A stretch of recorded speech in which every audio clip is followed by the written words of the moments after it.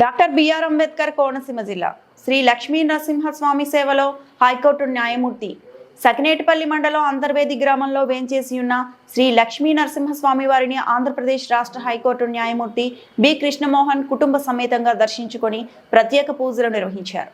వీరికి ఆలయ ప్రధాన అర్చకులు శ్రీనివాస్ కిరణ్, అర్చక స్వాములు ఆలయ మర్యాదలతో స్వాగతం పలికి వేదాశీర్వచనం అందించారు.